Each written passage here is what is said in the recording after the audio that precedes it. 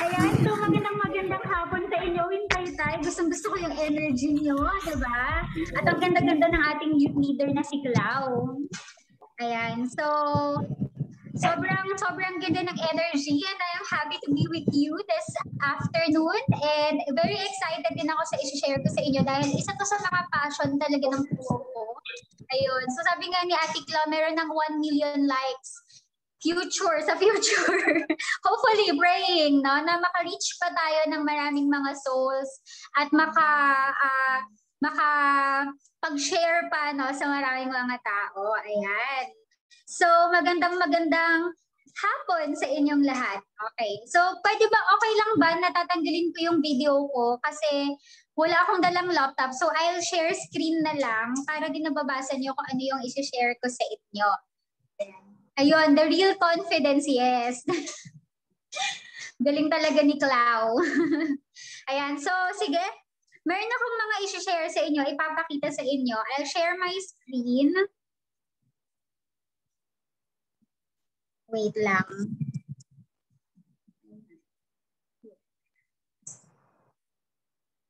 Okay, so yan. So yun yung topic natin ngayon. Ang topic natin for today is influence with purpose. Yan. So sabi dito, once you know your why, you'll glorify God in anyhow. So ngayon, pwede bang mag-unmute kayo ng mic nyo? Kasi hindi ko rin makikita yung mga chat. So okay lang bang mag-unmute kayo ng mic nyo? Tapos may mga ipapakita ko sa inyo ng mga influencers na sikat ngayon. Tapos sabihin nyo sa akin kung sino sila. Okay? Sabihin nyo sa akin kung sino sila and kung favorite nyo sila, cheer nyo sila. Yan. Okay ba yon? So sige, yes, unmute lang tayo ng mic ha. Okay, so first, influencer. Kilala nyo ba to? Yes. Ano to? Jamil. Parang walang... Jamil. Sabi ng asawa ko, Jamich daw. Yan. So parang walang masyadong may favorite dito ah. Sige. Next tayo. Ito. Katniel. Favorite nyo ba ito? Yes. Ito. Parang Mike's, parang kamukha mo si Kat, di ba? Ay, wow. Napaplatter ako. Parang gusto ko weekly na ako mag-share dito. Ayan. So next si Jodine. Ayan. So mga sikat na sikat, di ba? Ito. Jolay. Ayan. So si Jolay. Okay.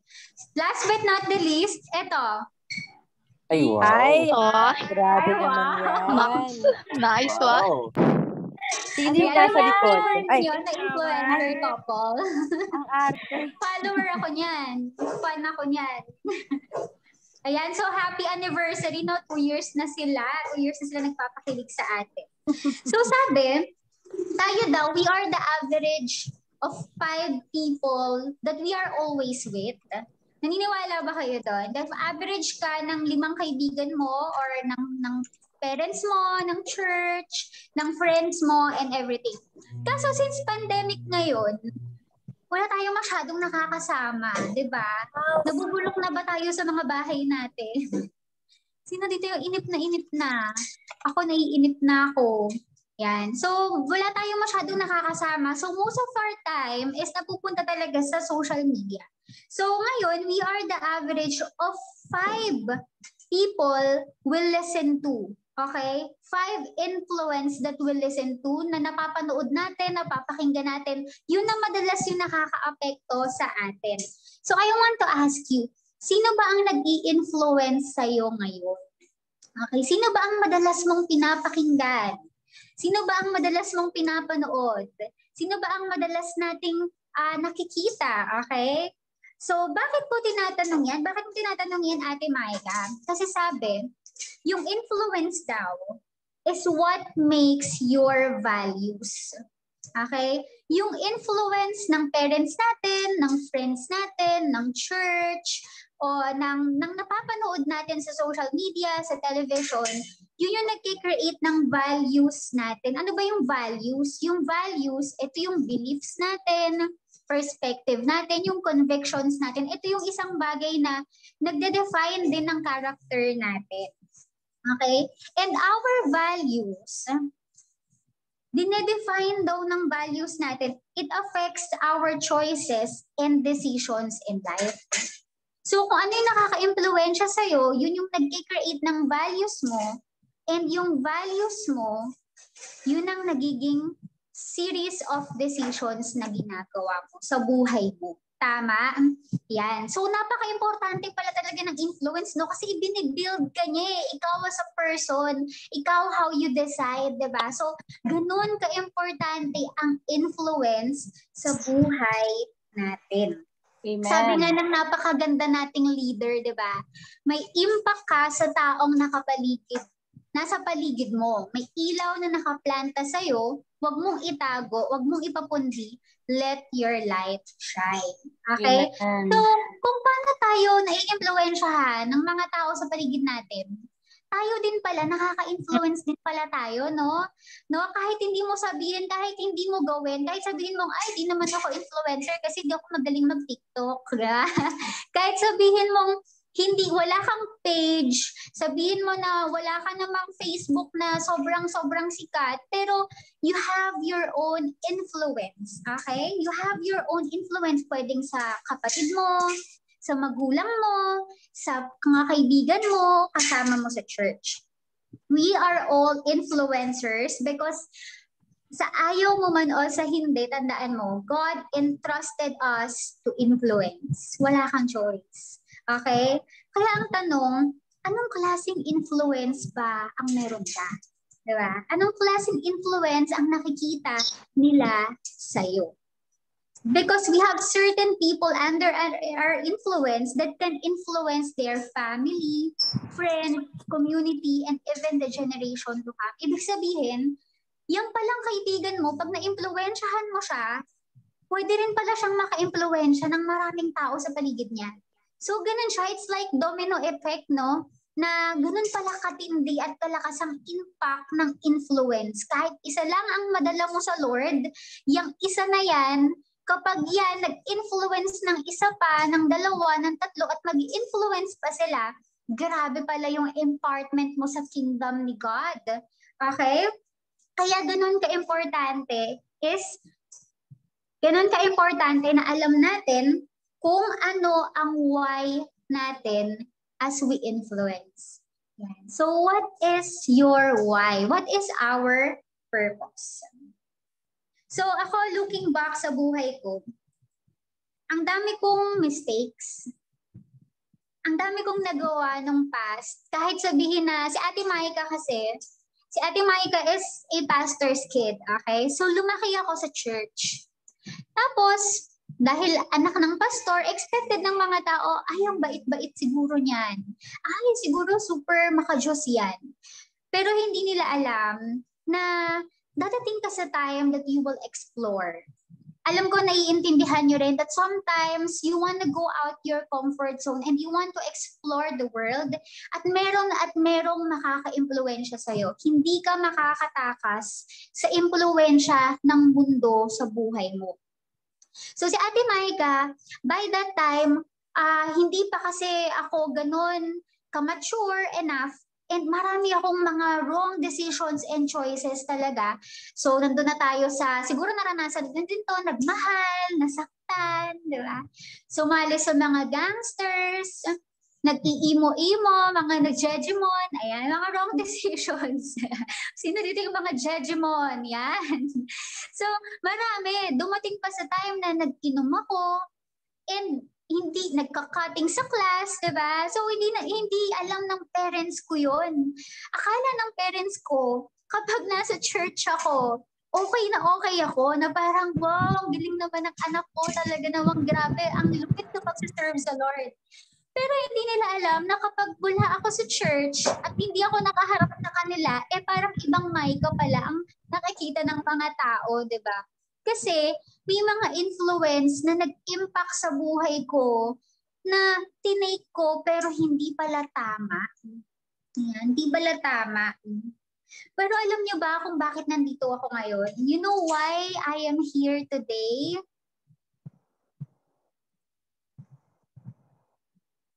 Because I met the greatest influencer of all times, and that is Jesus. Yan. So ito daw, nakita natin to sa Google. Sabi dito, meron daw 25 most influential people, pero 5 lang yung isinama ko para naman hindi masyadong tumagal yung oras natin. Pero yan, number 1 is si Jesus Christ. Yan, I met Jesus Christ. Kaya nung nakita ko yung influence ni Jesus Christ sa buhay ko, nag-impact yun sa akin. Alam niyo, dumating sa time, kinalimutan ko lahat ng influence ng mundo sa buhay ko. Kinalimutan ko yung fame, pagsasayaw, kinalimutan ko yung pagpapageant, kinalimutan ko yung maling relasyon, nakalimutan ko lahat ng mga bagay na akala ko cool sa paningin ko dahil nakita ko kung ano yung mas importante na bagay sa buhay ko. And that is Jesus. That is the love of Jesus. So grabe, di ba? Si Jesus pala yung greatest influencer of all time. Si Jesus pala yun. Kung sa panahon noon merong YouTube, siguro sobrang daming followers talaga ni Jesus, no? So, ganun pala, noon pa pala, uso na pala yung influencer. Uso na pala talaga na merong mga tao na nag-i-influence sa atin. Okay? So, until now, si Jesus, siya pa rin yung greatest influencer na maraming natatouch na buhay. So, yun yung na-meet ko. So, paano ba naging influencer si Jesus? Kung titignan nyo, si Jesus, he lived his life doing his purpose. Alam naman natin kung ano yung purpose niya di ba? Alam natin why he went from heaven to earth. That is because of you. Dahil sa'yo, dahil ikaw ang nakikita niya. Okay? All throughout his life, ang purpose ni Jesus is to save us, no? To give us salvation. No, dahil alam natin na kung hindi dahil kay Jesus, wala tayong magagawa eh. Hindi tayo makakatakas sa kasalanan. No? There is no other way but Jesus alone. Kaya grabe, yun yung naging purpose ni Jesus. Kung titignan mo, madali po bang mag-influence Ate Maika? Ano ba ang nangyari kay Jesus? Marami bang nag-follow sa kanya? Yes. Pero marami ding nag-bash sa kanya, di ba? Marami ring nag-stop sa kanya sa ministry niya, nagpo-question sa kanya. So ikaw, kung nafe-feel mo that sometimes rejected ka, don't worry, si Jesus din na-feel niya rin yung rejection. Pero dahil nakafocus si Jesus dun sa purpose niya, hindi siya nag-stop. Hindi siya nagpapigil. Di ba? He became the greatest influencer of all time. And because of that, we are saved. We experience that unconditional love at the cross because of that purpose, of that why ni Jesus Christ. Ayan. So, alam mo, sabi dito, sa dami ng klase ng impluensya sa mundo, pwede kang mamili kasi ng pakikinggan mo eh. At sa dami ng klase ng influence, pwede mong piliin kung paano ka mag-create ng impact sa mga tao. Sa dami ng influence na nakita ko, it's my choice kung paano ko iti-take ang values nila sa buhay ko. At kapag ako bilang tao, naging buo na ako kung sino ako, may choice din ako kung paano ko yun i-share sa mundo. May choice ako kung sino ang ipapakilala ko? Is it me or is it Christ? Because napaka-importante na malaman natin why we are doing things. Because why is the constant guide towards your fulfillment in life. Yung purpose mo, yun lang yung makapagbibigay ng fulfillment sa'yo. Kasi alam nyo, kapag wala kayong purpose, para kayong bato ng bato, pero hindi mo alam kung ano yung target mo. Para kang pana, pero hindi mo alam, blinded ka, ano ba yung tatamaan ko? Ano ba yung goal ko? Ano ba yung target ko? Diba? You sometimes end up frustrated. Kasi minsan, binibigay mo na yung best mo eh. Binibigay mo na yung best mo. Kaya minsan, kapag sa maling tao ang tinatarget mo, parang ginawa mo na lahat, di ka pa rin sinagot, di ba? Binigay mo na yung best mo, ayaw pa rin sa'yo. Baka kasi hindi para sa'yo. Diba? Minsan hindi ka pa din nagiging excellent at hindi ka totally nagiging masaya. Mabilis kang napapagod, mabigat, kasi hindi mo alam yung why. Why are you doing that? Bakit ko ba to ginagawa? Ano ba ang purpose ko? Sa trabaho ko, ano ba ang purpose ko dito? Sa pag-aaral ko, ano ba ang purpose ko dito? Sa ministry, ano ba talaga yung purpose ko dito? Sa bahay, ano ba talaga yung purpose ko dito? So, kailangan alam natin yung why. Why are we doing things? Because, sabi nga ni Simon Sinek, ayan, so isa to sa pina-follow ko na napakagiling na leader. He is a motivational speaker about leadership. Sabi niya dito, when you know your why, then your what has more impact because you're working towards your purpose. Kapag pala alam mo kung bakit mo ginagawa yan, mas matindi ang impact kung paano mo yun gagawin. Yung kapag alam mo yung goal mo,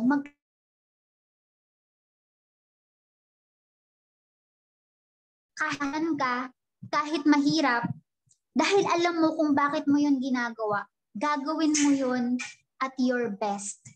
And it will create an impact not only to your life, but towards other people's lives. So, you have to choose who you listen to, who you follow. Importante yun eh. Because it will greatly affect your why. Because once you know your why, you'll glorify God in anyhow. Sabi nga sa Colossians 3 verse 2, yan. In Colossians 3 verse 2, sabi dito, set your minds on the things that are above, not on the things that are on earth.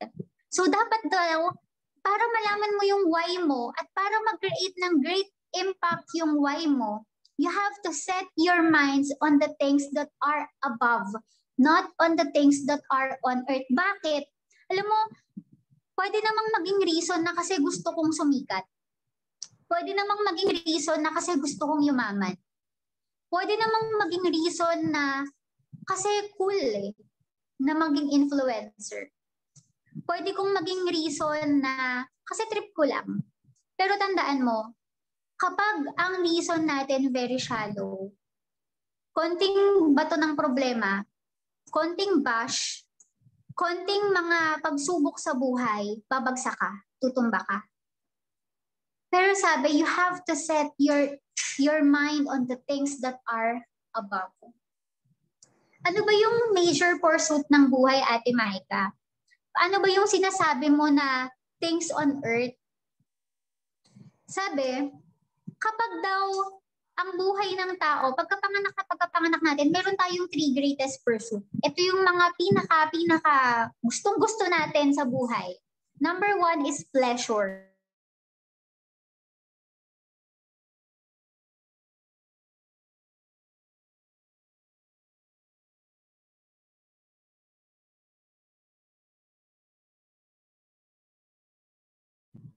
Kaya tayo nag-enter to feel satisfied. Parang feeling mo na-fulfill ka nun, pero hindi talaga eh. Kaya nga mostly, ang pinakamataas na industry ngayon is entertainment, diba? Sa YouTube, mga social media, yung mga showtime, ayan. So mostly, nandoon ang pera. Why?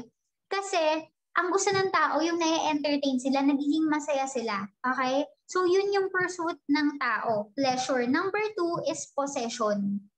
Pakiramdam natin, kapag marami tayong pera, magiging masaya na tayo. Di ba? Pakiramdam natin, kapag marami tayong ari-arian, masasatisfy na tayo. Feeling na, minsan yun yung nagiging pursuit natin eh, na gusto kong magtrabaho kasi gusto kong magyumaman. Gusto kong mag-invest. Actually, number 1 problem to ng mga kabataan ngayon. Hindi ko alam kung bakit, pero this generation masyadong nagmamadali. Parang gusto natin laging may investment agad tayo. Gusto natin mayaman agad tayo. Gusto natin meron tayong iPhone, meron tayong tablet, laptop, everything. Bakit? Kasi nakikita natin sa social media at naaapektuhan nun yung buhay natin. Na dati naman hindi naman importante, pero ngayon parang gusto mo lahat ng meron sila, meron ka din. Kaya mo minsan ginagawa yung mga bagay sa mundo. Kaya kapag nag-aaral ka, ang focus mo is yung possession mo. Gusto ko kasing maging ganito pagdating ng panahon, gusto kong magkaroon ng ganyan. Konting bagay lang mapapagod ka eh. Kasi ang babaw ng why ng buhay mo. Okay? So number 3 is prestige. Yung prestige naman, ito yung status sa buhay. Okay?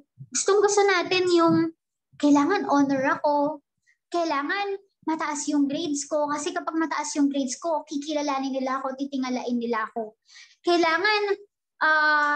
Kailangan sikat ako, kasi kapag sikat ako, tatanggapin ako ng mga tao, mamahalin ako ng mga tao. Mostly, itong mga bagay na to, these are the things of this world. Ito yung nagiging reason kung bakit minsan tayo nag-aaral, nagtatrabaho, bakit tayo nabubuhay. Pero alam mo, lahat ng bagay na to, hindi naman natin madadala pagdating ng panahon eh. Iiwan mo din yan. Kaya hindi yan yung mahalaga. Dahil sa panahon ngayon, life is really short.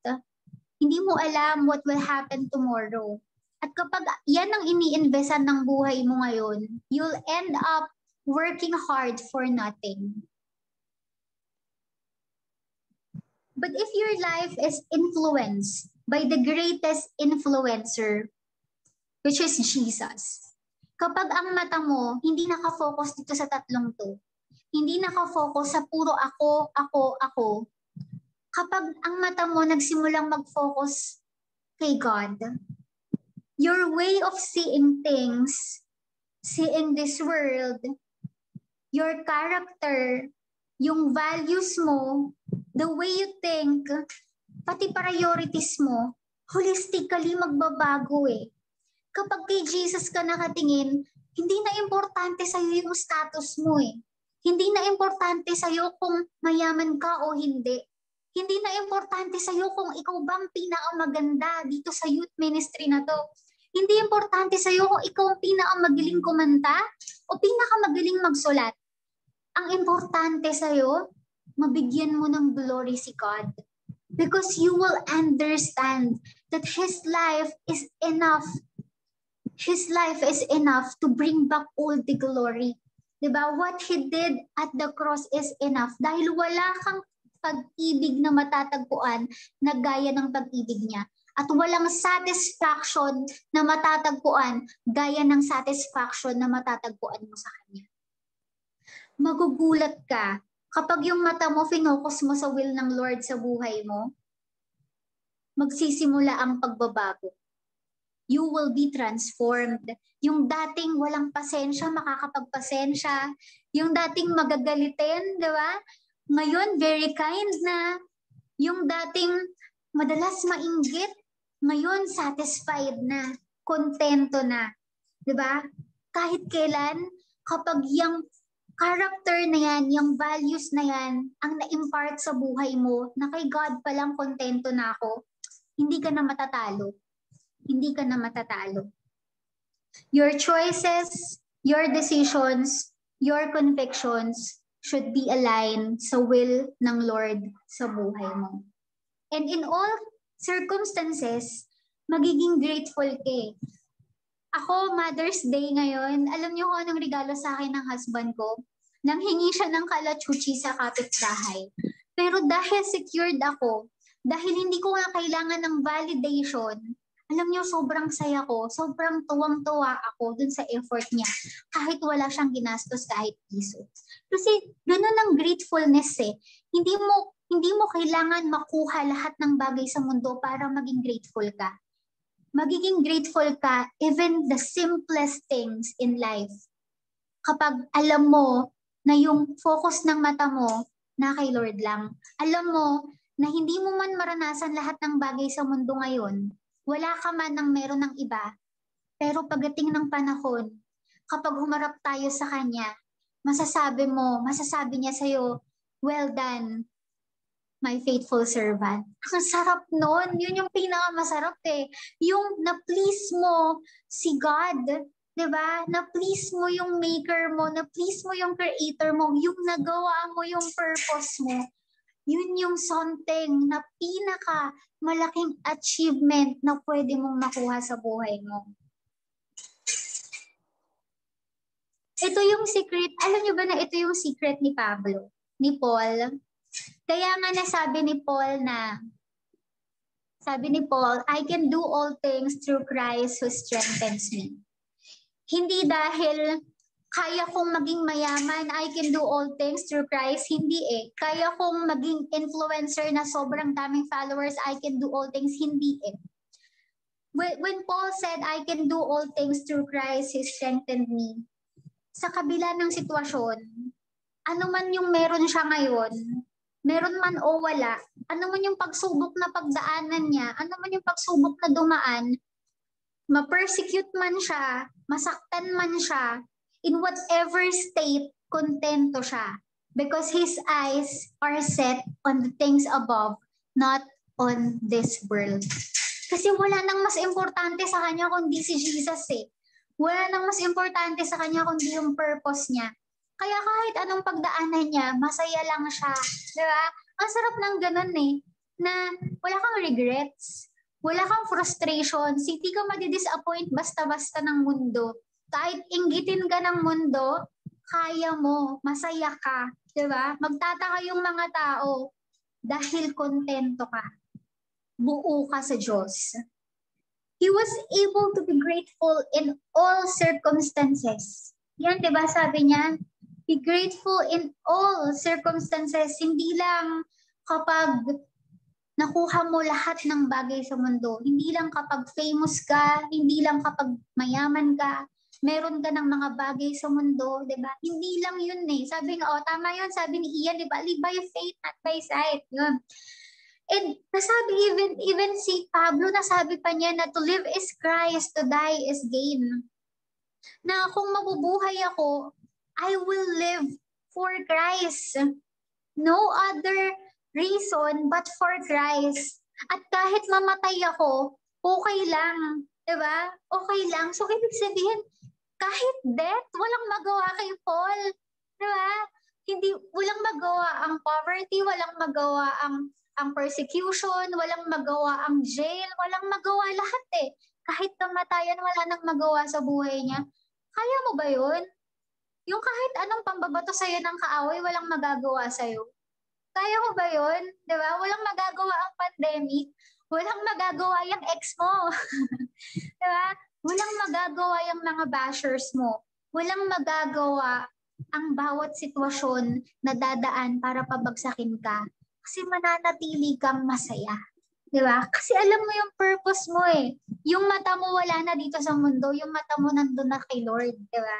Nandun na kasama na si Lord. You are nag-worship ka na, di ba? Ang sarap nun eh.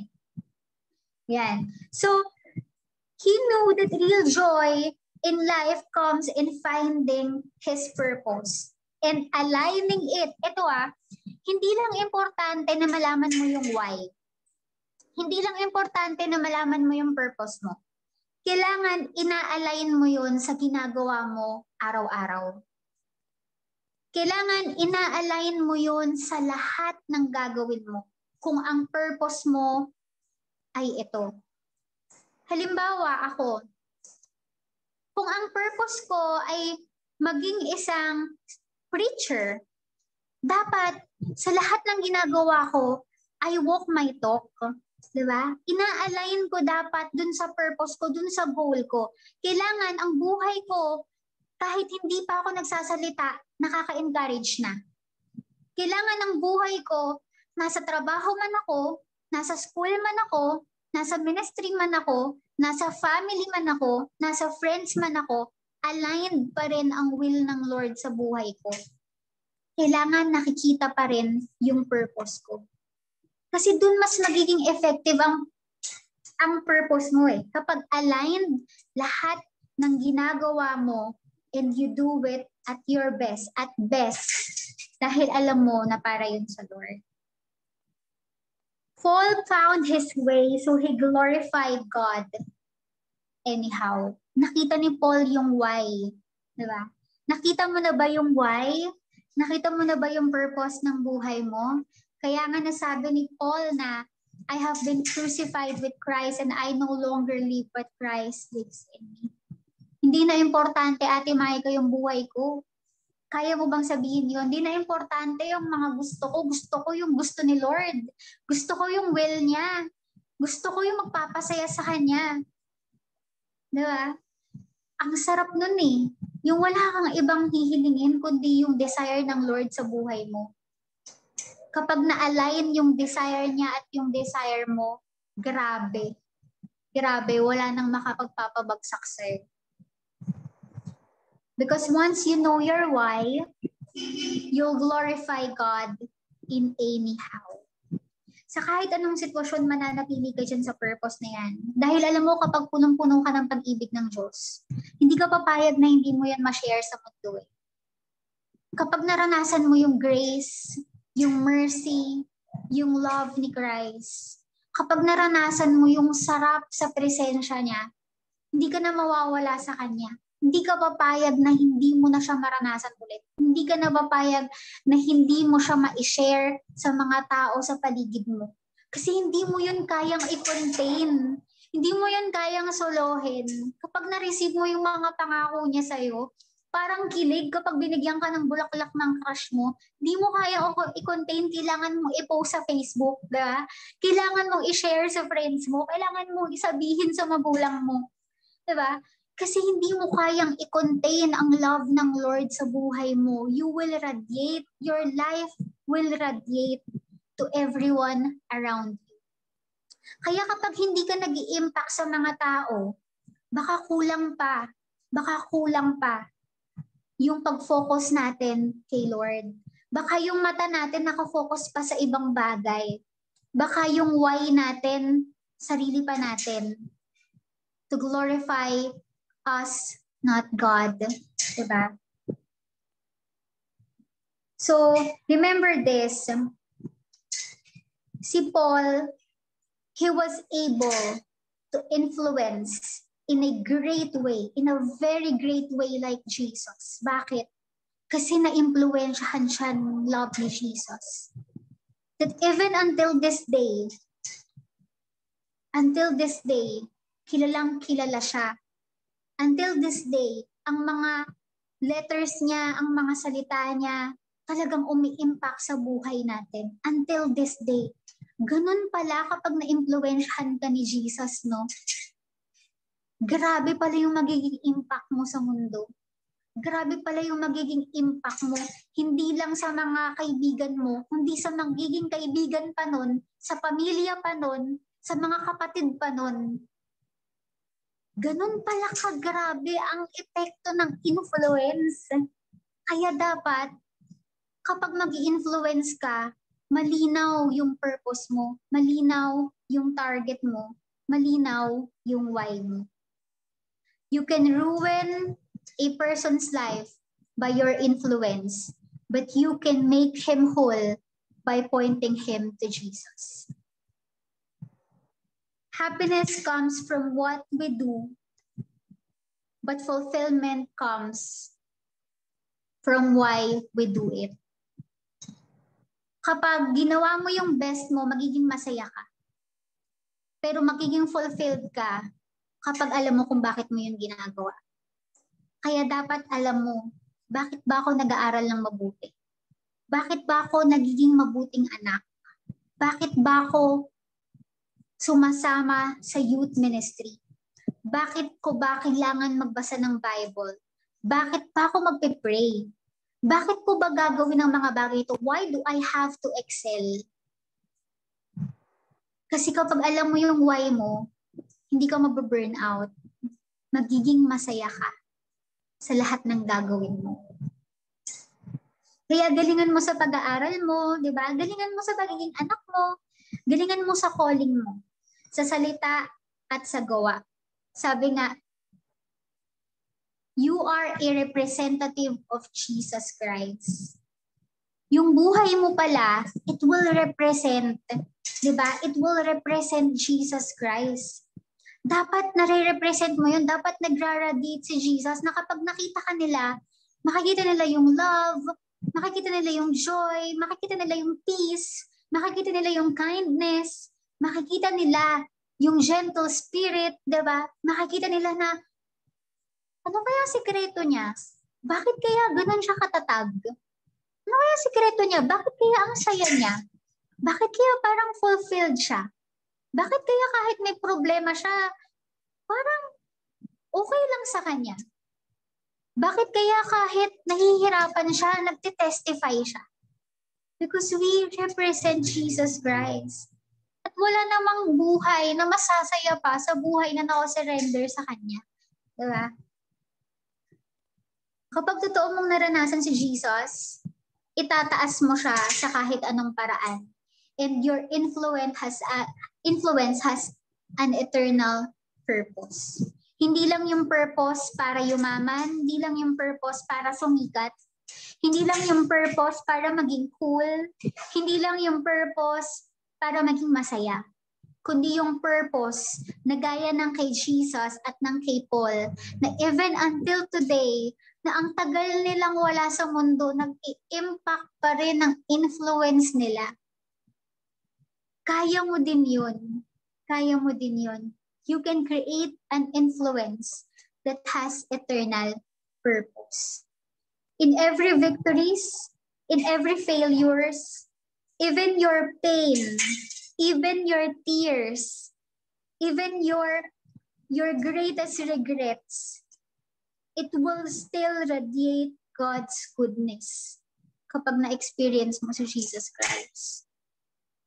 Kasi hahanapin mo yung goodness niya sa lahat ng sitwasyon. Hahanapin mo kung nasaan ang pagkilos ng Diyos. Dahil palaging nandyan si Jesus sa lahat ng sitwasyon, ng season ng buhay mo. Hindi ka nag-iisa. Kailangan mo lang hanapin, ano ba ang tinuturo ni Jesus sa akin dito? Ano ba ang ginawa ni Jesus para sa akin dito? Paano ko ba mag-glorify si Jesus dito?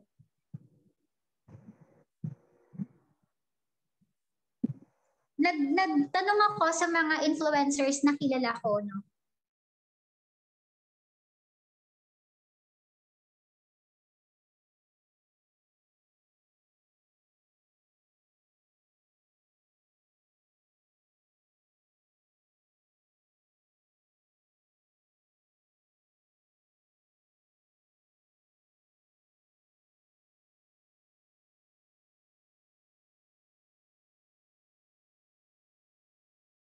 Influencing other people is to glorify God.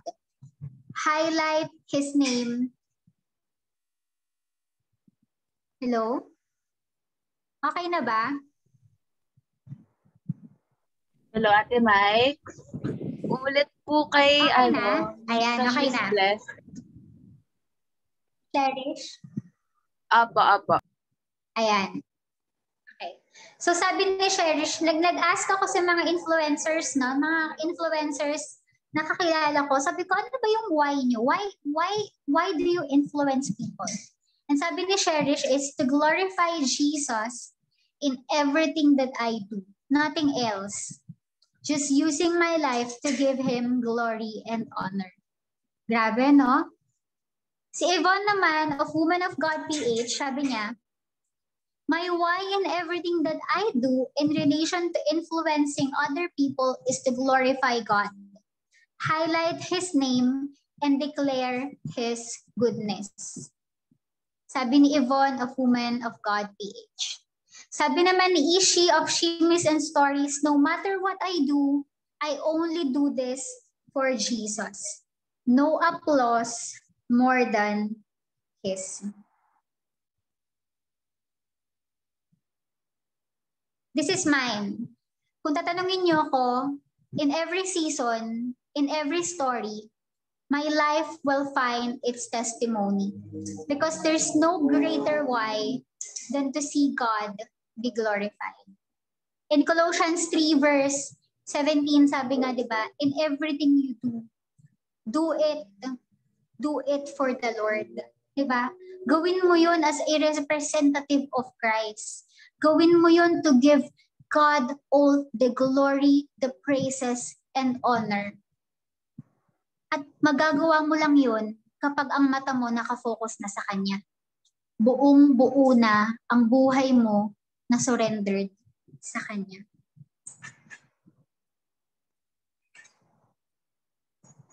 This is my last slide na gusto kong iuwi nating lahat.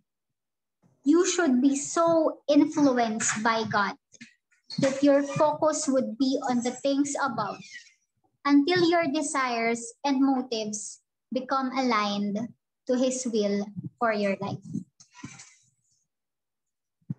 Kay Lord mo lang hugutin yung why ng buhay mo. Dahil kapag nasa Kanya ang why ng buhay mo, lahat ng what ifs mo, lahat ng how mo, lahat ng paano, bakit, lahat ng tanong mo, kayang sagutin yan ni Jesus Christ. At hindi ka maliligaw, hindi ka na matatalo. So influence with a purpose. Once you know your why, you'll glorify God in anyhow. So can I pray for you? Yes, Ate Max, go. Yes, I want to pray for you, no, sa mga influencers of Win Taytay. No, you know, I'm glad kasi sa panahon ngayon, sobrang daming mga kabataan nawawala na sa focus. Sobrang daming kabataan na hindi na alam kung ano ang priorities. Na kung kailan mas walang ginagawa sa bahay dahil lahat ng oras natin nawala ng oras sa traffic, nawala ng oras sa school, 'di ba? I mean, meron pa ring online class pero hindi na ganun yung travel and everything. Pero maraming kabataan na out of focus these past few days. Maraming nilalamon ng anxiety, ng depression, maraming nawawala ng pag-asa. Marami ang tinatamad, nawawala na yung fire sa puso, nawawala na yung fellowship. Maraming hindi na ganun katindi ang focus sa Lord. Pero masaya ako kasi nandyan ka. Masaya ako kasi kasama ka pa rin namin.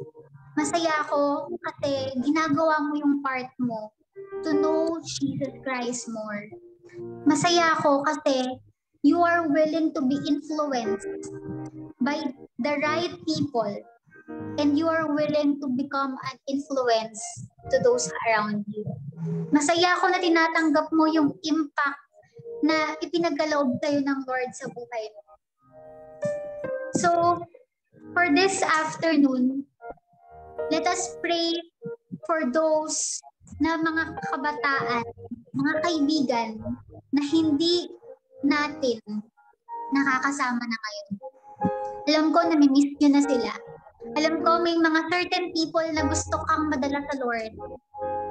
Maybe your family, your friend, maybe yung kapatid mo, na gusto mong maranasan nila yung nararanasan mo kung bakit paulit-ulit kang bumabalik. I want to pray for you and I want to pray for them right now. Yes, Lord Jesus. Hallelujah. Panginoon, maraming salamat, O God. Dahil sa buhay mo, that you chose to die at the cross for us, O God. Dahil Lord, kahit alam mo kung ano ang kahahantungan, alam mo kung gaano kasakit, alam mo kung ilang latay, alam mo, Lord God, kung paano ka i-reject, alam mo kung paano ka ipe-persecute ng mga tao. You know how painful. But Lord, you still chose to live by your purpose. Salamat dahil parte ako ng purpose na yun, O God. Na nakikita mo ako sa bawat sakit na nararanasan mo. Lord, I don't deserve that. We don't deserve that. We don't deserve that kind of love. Pero salamat, Lord, because nakita mo ako nakita mo kami. And Lord, this afternoon, higit pa sa naranasan namin, Lord God, gusto ka pa naming maranasan. Gusto ka pa naming matagpuan sa bawat araw, sa bawat oras, sa bawat pagsubok, sa bawat pandemya, sa bawat kagipitan.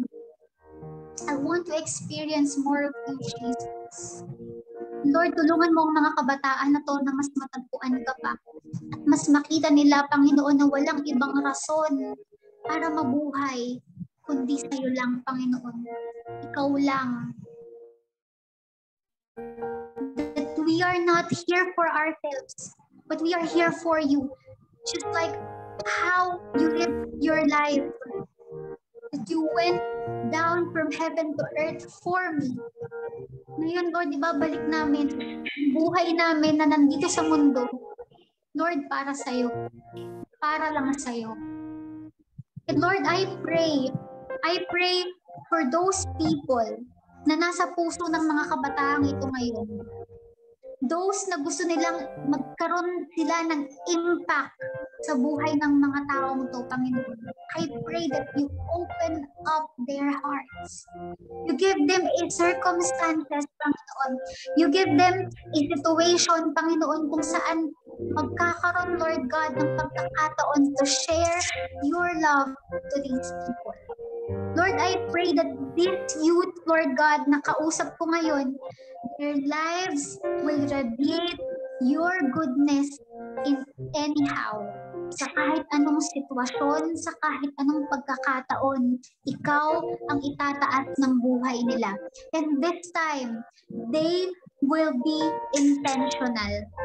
Magiging intentional, Panginoon, ang bawat post nila sa Facebook. Magiging intentional, Lord God, ang bawat my day and stories nila. Magiging intentional, Lord God, ang pagbabago ng buhay nila, pag-aayos ng buhay nila, pagiging excellent, Panginoon, sa lahat ng ginagawa nila. Because in everything we do, Lord God, we know that we are doing it for you. But Lord, help us. Help us, Lord God, to practice what we preach. Practice what we post. Help us to be responsible kung sino ang pakikinggan namin at maging responsable kung paano rin kami makaka-impluwensya sa mga tao sa paligid namin. Lord, I pray that as they influence the world, they will be the light of this world. Thank you, Lord God, for these people. Thank you for the leaders of Wintaytay, Panginoon, na ginagamit ang impluwensya na meron sila para sa mga kabataang ito. And I declare that this youth, Panginoon, itong mga kabataan na to ay mag-i-impluwensya pa thousands, millions, multitudes, Lord God. Hindi man namin nakikita, but we know na sa isang buhay na madala namin sa'yo, maraming pwedeng maging impact yun. Salamat po, Panginoon. Salamat for this opportunity, Lord God, that you have given us, Lord God. Thank you, Lord, for directing our minds, our hearts, our eyes to you, Lord God. That we are here for you and for you alone. In the name of Jesus we pray. Amen. Amen! Thank you, Ate Maika, Pastora Maika. Pwede ba tayo mag-unmute at iparinig naman natin ang ating mga palakpakan? Ayan. Super, we appreciate you, Ate Maika. Praise the Lord. Thank you for having me. Anix, nandiyan ka ba? Yes. Ayan. Wala Sige. akong nasabi. Puro lang ako wow. Diba? Yun naman lagi yung comment natin. Ate Maika. Follow nyo pa Have Maika page. Nasa Facebook yan. Yan yung talagang makikita mo yung mga post, mapapawaw ka, mga comments natin. Wow!